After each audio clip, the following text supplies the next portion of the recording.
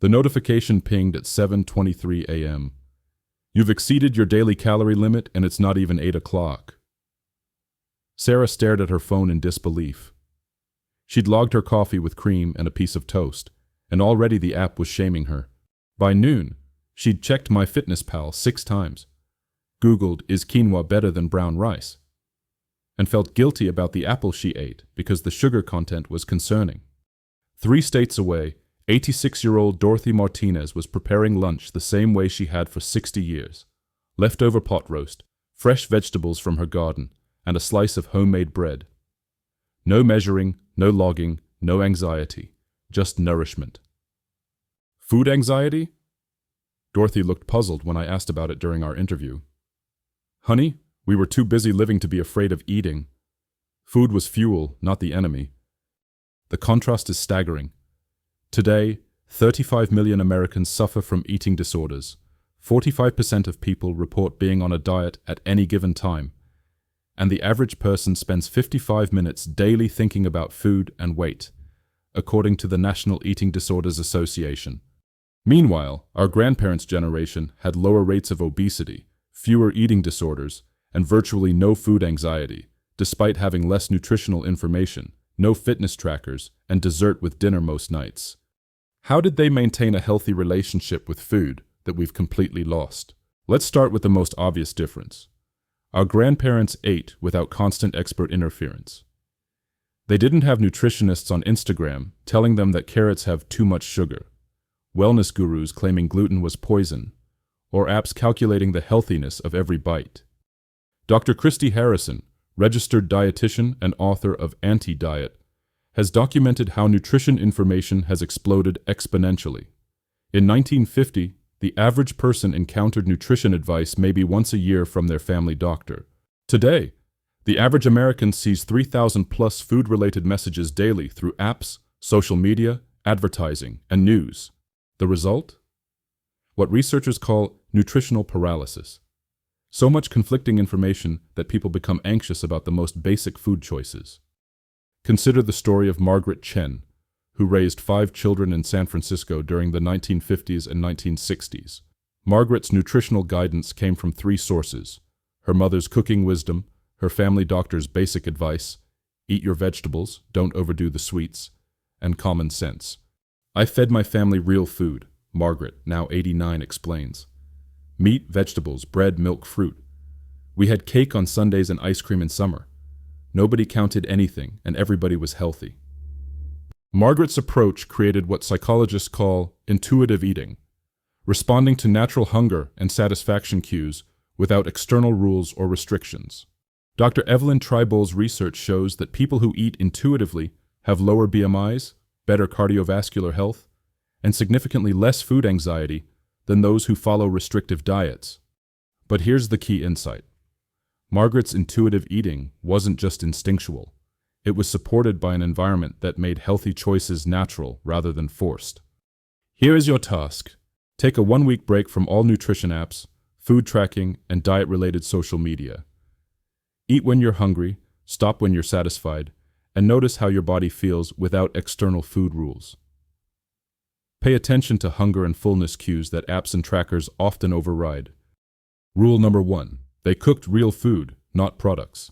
Walk through any modern grocery store and you'll see the problem immediately.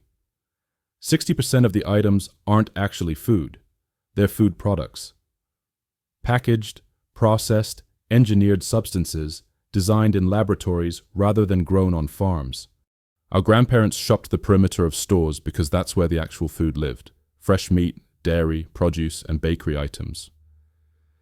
They didn't need to read ingredient lists because most food had only one ingredient: itself. Take the example of Rose Santos, who managed a household of 7 in Boston during the 1950s. Rose's weekly shopping was remarkably simple. She bought ingredients, not meals. Flour, eggs, milk, meat, seasonal vegetables, and basic staples. Everything we ate I made, Rose, now 87, told me. Bread from flour, soup from bones, cookies from butter and sugar. I knew exactly what went into our bodies because I put it there myself. This approach eliminated the anxiety that comes from not understanding what you're eating. Modern processed foods contain dozens of unpronounceable chemicals, artificial flavors, and preservatives. When you don't know what you're consuming, it's natural to feel anxious about food choices. Dr. Michael Pollan's research documents how food processing has created nutritional confusion. His studies show that people who eat primarily whole foods report 67% less food anxiety than those who eat mostly processed products, even when the processed foods are labeled healthy. But Rose's cooking wasn't just about health. It was about control and connection. She knew her family's preferences, could adjust recipes for special occasions, and created meals that brought everyone together rather than catering to individual dietary restrictions. We all ate the same dinner, Rose remembers. No special meals for picky eaters, no different portions for different diets. Food was communal, not individual. Modern research on family meal patterns shows that families who eat the same meals together have children with better nutritional outcomes and fewer eating disorders than families where everyone eats separately or follows individual dietary plans. The following is your exercise. For 2 weeks, shop only the perimeter of the grocery store: fresh meat, dairy, produce, and bakery bread. Cook simple meals from actual ingredients rather than assembling processed products. Notice how eating foods with one ingredient reduces decision fatigue and food anxiety. Rule number 2. Meals had structure, not rules. Our grandparents didn't snack constantly, eat at their desks, or graze throughout the day. They had meal structure, defined times for eating that created natural rhythm and eliminated constant food decisions. The typical 1950s eating pattern was elegantly simple: breakfast, lunch, dinner, and maybe one planned snack for children. Adults rarely ate between meals, not because they were following diet rules, but because meals were satisfying and structured eating prevented constant hunger. Consider Frank Martinez's routine as a construction worker in Denver during the 1960s. Frank ate breakfast at 6 a.m., eggs, toast, coffee, lunch at noon, sandwich, fruit, thermos of coffee, and dinner at 6 p.m. with his family: meat, vegetables, bread, dessert twice a week. Between meals, we didn't think about food, Frank, now 84, explains. We were working, talking, living. Food had its place and time. It didn't take over the whole day. This structure created what researchers now call metabolic rhythm, regular eating patterns that optimize digestion, blood sugar stability, and appetite regulation. Dr. Sachin Panda's work at the Salk Institute shows that people who eat within consistent time windows have better metabolic health and less food obsession than those who eat randomly throughout the day. But the structure wasn't rigid. It was flexible within boundaries. If Frank worked late, dinner waited. If the family had a special event, mealtimes adjusted. The structure served the family, not the other way around. Margaret Washington, who raised 4 children in Atlanta during the same era, explains the psychological benefit. When you know when you're eating next, you don't panic about food. The children knew snacks came after school and before dinner. They didn't beg for food all day because they trusted the schedule. Modern eating patterns often lack this structure entirely. The average American eats 11 times per day in random patterns, according to research by Dr. Panda. This constant decision-making about food creates what psychologists call decision fatigue, mental exhaustion from too many food choices. Now do the following. Establish a simple meal structure. 3 meals at roughly consistent times with planned snacks if needed. Stop eating between designated meal times for 1 week. Notice how structure reduces food anxiety and decision fatigue while improving actual hunger awareness. Rule number 3. They trusted their bodies, not experts. Perhaps the most radical thing our grandparents did was trust their own internal signals about food. They ate when hungry, stopped when full, and didn't override their body's wisdom with external rules about portions, timing, or restrictions. Dr. Linda Bacon's research on health at every size shows that people who learn to trust their body's hunger and fullness cues maintain more stable weights and better psychological relationships with food than those who follow external eating rules. Take Dorothy Chen's approach to feeding her family in Sacramento during the 1950s. Dorothy served reasonable portions, but didn't measure, count, or restrict. If someone was still hungry, they could have more. If someone was full, they could stop eating without guilt. I trusted my children to know when they'd had enough, Dorothy, now 88, remembers. Sometimes they ate more, sometimes less. It balanced out naturally. I didn't make it complicated. This trust extended to food preferences and cravings. When Dorothy craved beef stew in summer or fresh fruit in winter, she honored those signals rather than dismissing them as wrong or unhealthy. Modern research validates Dorothy's intuitive approach. Dr. Evelyn Tribble's studies show that people who trust their cravings and eat satisfying amounts of preferred foods naturally gravitate toward balanced nutrition over time, while those who restrict and ignore cravings often develop binge-restrict cycles. The key insight: our grandparents understood that the human body evolved sophisticated systems for regulating food intake. They didn't assume these systems were broken and needed constant external management. Robert Santos, who worked physically demanding jobs in construction during the 1950s and 1960s, explains, "Some days I was hungrier, some days less. Winter, I wanted more hearty food. Summer, I wanted lighter meals. I listened to what my body needed instead of following someone else's plan." This biological trust created what researchers call attuned eating patterns that match actual physiological needs rather than arbitrary external rules. Here is some exercise for you. Practice eating until satisfied, not stuffed, and stopping there, even if food remains on your plate. Before eating, rate your hunger on a scale of 1 to 10. During meals, pause midway and check your satisfaction level. Learn to recognize the difference between physical hunger and emotional eating triggers. Rule number 4, food was social, not shameful. One of the most striking differences between our grandparents' food culture and ours was the absence of food shame. They didn't apologize for eating dessert, feel guilty about seconds, or make moral judgments about food choices. Food was morally neutral, neither good nor bad, just nourishing and pleasurable. Consider Sunday dinners at the Kowalski household in Chicago during the 1960s. The whole extended family gathered for pot roast, mashed potatoes, vegetables, fresh bread, and apple pie. Nobody counted calories, discussed the healthiness of the meal, or expressed guilt about enjoying dessert. Food was celebration, connection, nourishment, remembers Helen Kowalski, now 82. We didn't make it about virtue or character.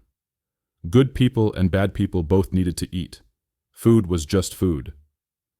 This approach created what psychologists call food neutrality, eating without moral judgment or emotional baggage.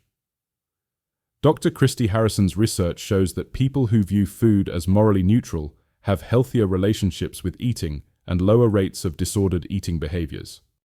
But the social aspect was crucial. The Kowalskis ate together, talked during meals, and used food as a way to strengthen relationships, rather than as a source of individual anxiety or control. Modern eating has become increasingly isolated and shame-based. People eat alone while scrolling phones, feel guilty about food choices, and use eating as a form of self-punishment or reward rather than social connection and nourishment. Maria Martinez, who hosted countless family gatherings in her Los Angeles home during the 1950s and 1960s, puts it perfectly. Food brought people together. When someone was sad, we fed them. When someone had good news, we celebrated with a meal. Food was love made visible. Research by Dr. Robin Fox shows that families who eat together regularly have children with better nutrition, fewer eating disorders, and more positive relationships with food than families who eat individually or while distracted.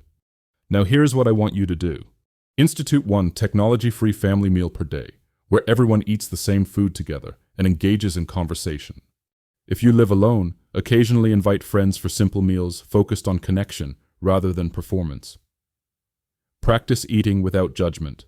No labeling foods as good or bad.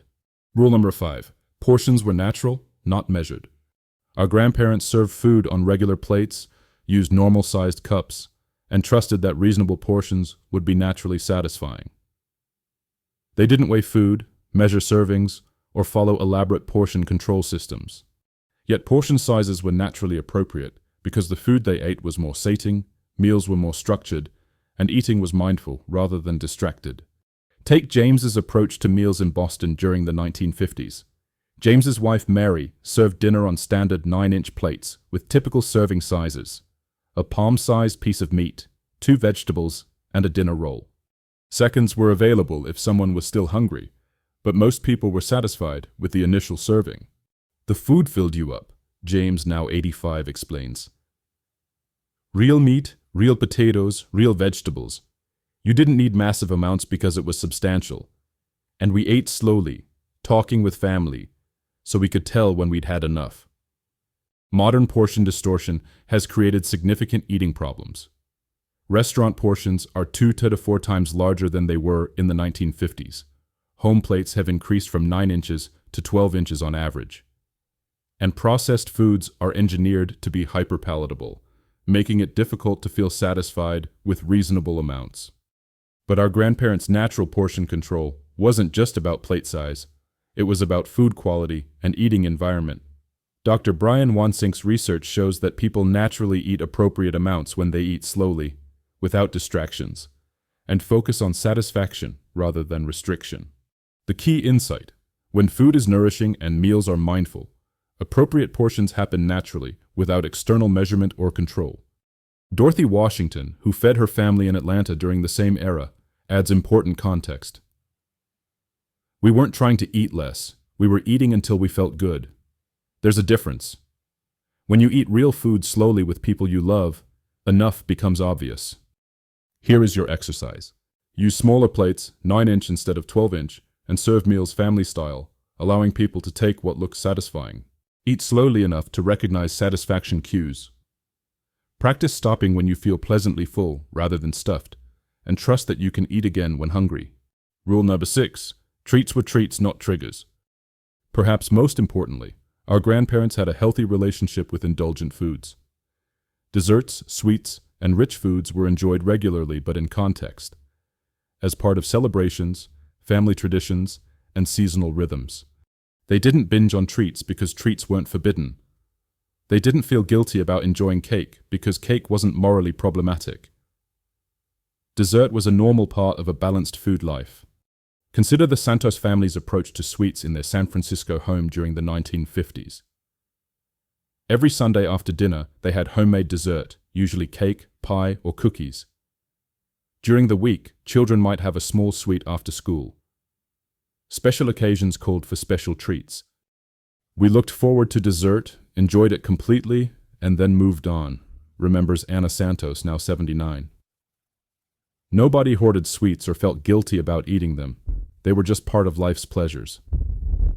This approach prevented the binge-restrict cycle that plagues modern eating. When treats are forbidden, they become irresistible. When they're normal parts of eating, they can be enjoyed in moderation. Dr. Ellen Satter's research on feeding dynamics shows that children who have regular access to sweets and treats naturally self-regulate their intake better than children who have restricted access to these foods. But the key was context and quality. The Santos family made desserts from real ingredients: butter, sugar, eggs, flour, fruit. These treats were satisfying in small amounts because they were rich, flavorful, and made with care. Modern processed sweets are engineered to be hyper-palatable and non-sating, making it difficult to feel satisfied with reasonable amounts. Plus, the guilt and restriction around these foods creates psychological stress that often leads to overconsumption. Robert Martinez, who owned a small bakery in Denver during the 1960s, explains the difference. We made cookies and cakes that were rich, satisfying. People bought a few cookies, not bags full. When something is really good quality, a little bit is enough. When it's cheap and processed, you keep eating looking for satisfaction that never comes. Do the following. Allow yourself to enjoy high-quality versions of foods you love without guilt. Instead of avoiding desserts entirely, have smaller portions of really good ones.